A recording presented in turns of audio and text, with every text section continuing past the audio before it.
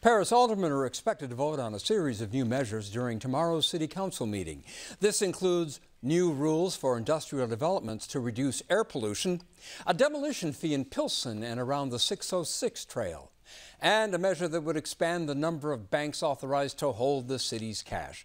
Joining us to discuss these measures and other city business are Alderman Jason Ervin of the West Side 28th Ward, Alderwoman Maria Hadden of the far North Side 49th Ward, Alderman Byron Sigcho-Lopez of the West Side 25th Ward, and Alderman George Cardenas of the Southwest Side's 12th Ward. Welcome all of you to Chicago tonight. It's always a pleasure to have you. And I'll begin with our, Alderman Cardenas, because there is this new measure with new rules for industrial developments to reduce air pollution. And it's scheduled for a final vote tomorrow, and communities on the west side and on the south side have significantly poorer air quality than other parts of the city. Alderman Cardenas, you are sponsoring this measure. Why do you think it's an important step?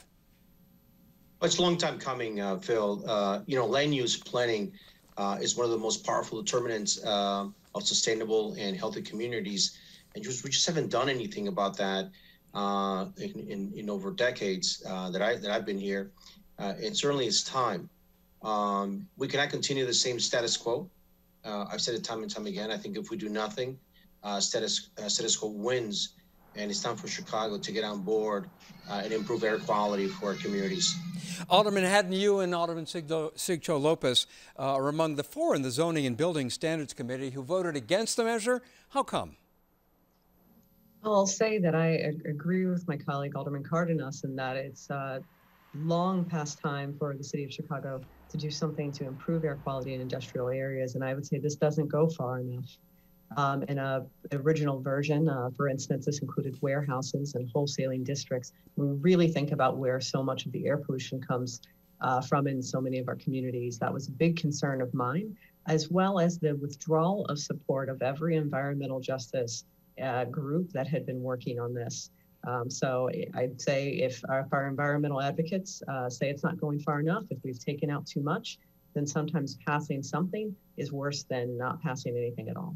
Alderman Ervin, how about it?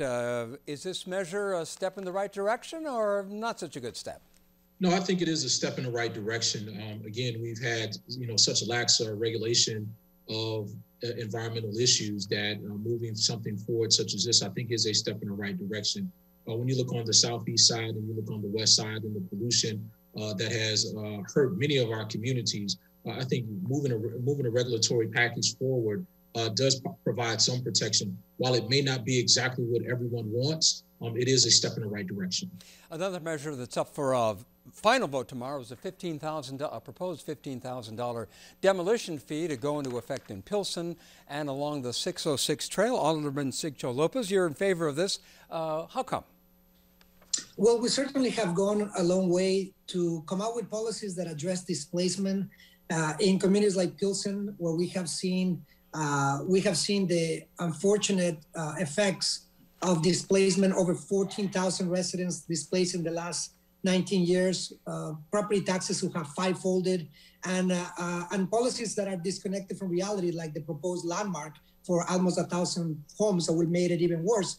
This is a step in the right direction. We need to focus on helping the small homeowner, putting procedures like the anti-deconversion ordinance and demolition fees. There's a lot of work to do to make sure that we protect the social fabric of our neighborhoods. But this is a step in the right direction. We cannot continue to allow developers to operate as a free-for-all, and these regulations will go a long way to protect the social fabric of our communities. Alderman Cardenas, is $15,000 enough to discourage people, developers, from building up, putting in a development worth a lot more than that?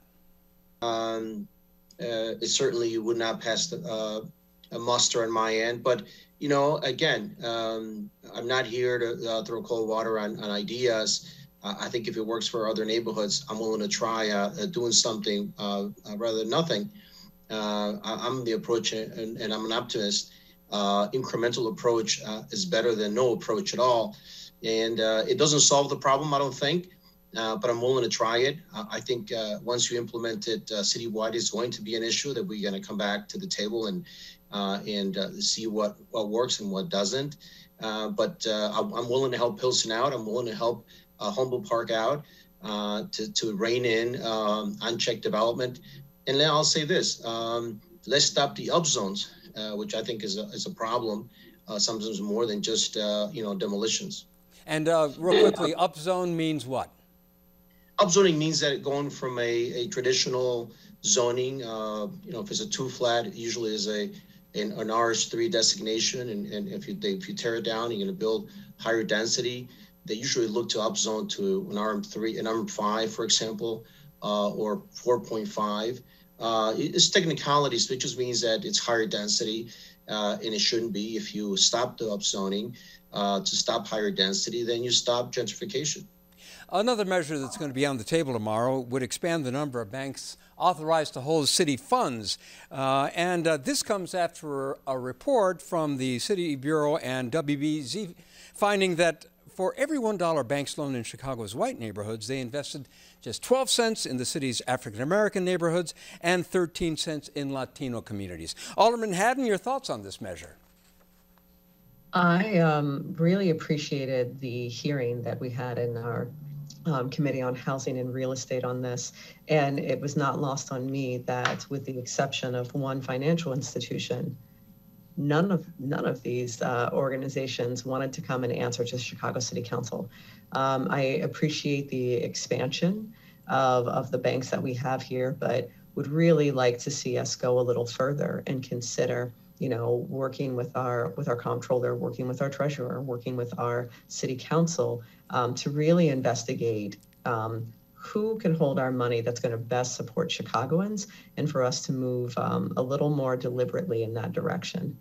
As you all know, there continues to be fallout over Loretto Hospital's apparent practice of giving vaccinations to prominent people.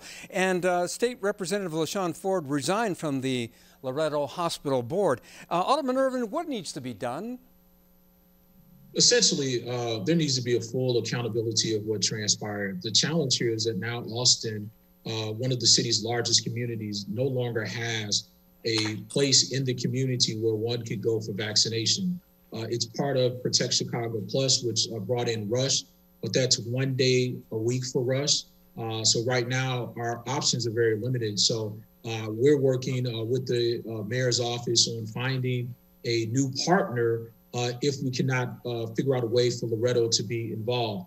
Also, the fact that these gentlemen took vaccines that were meant for some of the hardest hit people in our city and utilized it for other purposes is a challenge. And to only hear about reprimands and no one being fired for these types of instances is wrong. And I think it sends the wrong message for others that may want to do something such as what has been done to the residents of the Austin community.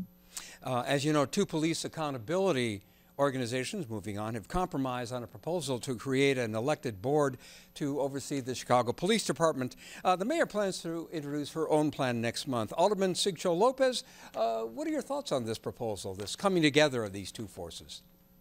Yeah, and I think the issue of police accountability is long overdue. I am glad that there was a compromise reached between the two coalitions, GAPA and CPAC. I think that's what the city needs. We need to make sure that we come at the table and we work in legislation that comes directly from advocates, people in the community who have been affected. And I'm glad to see our caucuses coming together and put forward this compromise, which has been in the works for many years. I do hope that the administration and the mayor come to the realization that we need to work collaboratively. We need to work with the council to make sure that we put forward legislation that will allow us to leave behind this horrible legacy of police brutality. The millions of dollars we spend every year on police settlements is not only fiscally responsible, but immoral. And I hope that the council push forward, and we may need to reach a majority of 34 votes, but I do hope that the mayor comes forward and supports these efforts and we all work together on this initiative. Last issue we have time for, and Alderman Hadden, let me ask you, Evanston just became the first city in the United States to offer African-American residents reparations. Chicago has created a subcommittee on reparations. Do you think at some point reparations will be something that becomes a policy for the city of Chicago? Absolutely. It's exciting to see Evanston lead the way. I know that it's not what they've put together isn't necessarily the solution that would work for Chicago. It's not necessarily a perfect plan, but I know that with the leadership that we've got, Alderman Sawyer's leadership, we've got Alderman Stephanie Coleman and Andre Vasquez leading this reparations subcommittee, which I sit on. Yeah, absolutely. Chicago's going to lead the way, and we're going to have some robust discussions about what that looks like, how we make sure that we can provide the economic incentives to repair the harm. But also, I think we're going to have a big role in looking at how reparations can keep Black Chicagoans here and bring Black Chicagoans back. And that's what we'll have to leave it. Our thanks to Alderman Ervin, Hadden, Cardenas, and Sigcho-Lopez for joining us. Thank you. Thank you. Thank you.